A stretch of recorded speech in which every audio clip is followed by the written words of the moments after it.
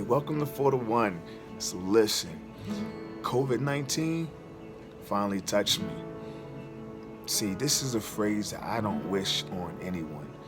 Now, I'm not just talking about the physical aspect of COVID-19. I'm talking about the financial. I'm talking about the emotional. I'm talking about the effect of people having to stay in homes that might be abusive. Like it's not just the disease. Like it has a ripple effect on businesses, on so many different aspects of our world right now. And then you have a group of people that feel the effect and they're doing everything they can to be able to provide a culture of fun and excitement and uplifting and encouraging. And then you got a group of people that are totally indifferent and don't necessarily feel the effects of COVID-19. And they just go about their day life thing. But this video ain't for them. This video is for those that have been touched by COVID-19. And it's a reality that is touching a lot of people. And so I just wanted to send out a little bit of encouragement, like how do I go through hardship? How do I go through pain? How do I go through unexpected news? And the way that I deal with it is four ways. The first thing is I'm real. Like I allow myself to feel the raw feelings. Like if I'm angry, I'm upset, I'm sad, I'm confused, I'm frustrated. I allow myself to be in the moment and feel everything. I allow myself to vent. I allow myself to process. I allow myself to express whatever I have to express. Because if I keep it in, it becomes toxic, right? So that's the first thing, I'm real. Like the second thing is I rest. Right? So I'm a man of faith. Like I believe in God. I believe that there is a creator and I believe that he's good.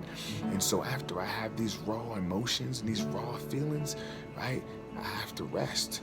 I rest in the fact that I believe that God is good. Like I rest in the fact that I believe that I'm a part of a bigger plan and the things that are happening to me in the moment isn't my end, but that it's working together for something that's bigger and better than what I could ever imagine. Like I'm able to rest in the fact that I'm provided for and that I'm taken care of. I rest in the fact that these negative situations can be turned into something positive, even in hardship and pain. So I'm able to rest in that. And the next thing, after I have my raw feelings, right, I'm being real with myself, I rest, and then I remember when I was young and my mom used to, she took me to swim lessons. I used to cry intensely and she used to put me in the water with the instructor and I used to be like, this sucks so bad, right? I remember going to doctor's appointments and, I had mad wax in my ear, and I remember like my dad and the doctors had to hold me down because I was fighting and kicking and screaming, and they would put this little, needle thing in my ear to get to scrape the wax. It was the worst experience ever. I remember that, like I get flashbacks, right? I remember going to school and I remember being teased and bullied at the lunch cafeteria. Like I remember these things, and you might be thinking like, yo, why you remember all these negative things? Like I'm remembering these things because I'm still here. I'm still standing. Like I didn't live in those moments. Like I went through it. I didn't stay in it. They're behind me and they don't define me, right? I remember when my parents dropped me off at Hampton University. Like I was super excited about college, but then when they got in the car and drove back to Delaware, like something hit me like, yo, y'all really left. Like I'm out here in college, right? I have to figure it out. I mean, that was a shock. That was a reality. Like, man, this is crazy. Like, how am I gonna make it, right? It was another time when I got married, had my first child. Hannah, she was about a week old, 2 weeks, and me and my wife, we moved to Florida. We didn't have jobs. We didn't have doctors. You know what I'm saying? It was a wild move, right? I remember that. I remember the fact that I didn't get my first job for 2 years. I remember the stress in the home. I remember, trying to figure out bills. Like I remember.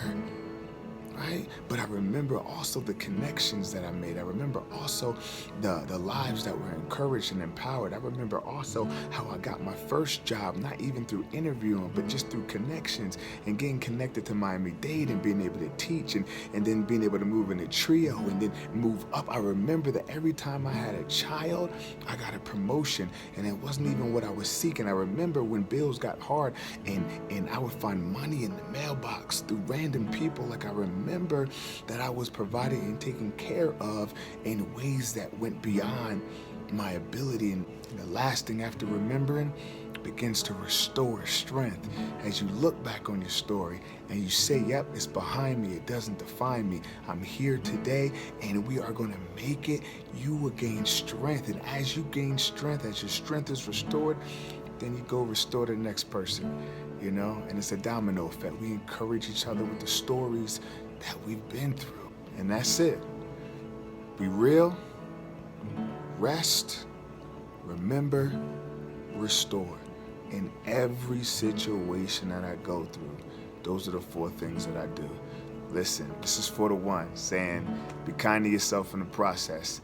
We all in this together. Love wins.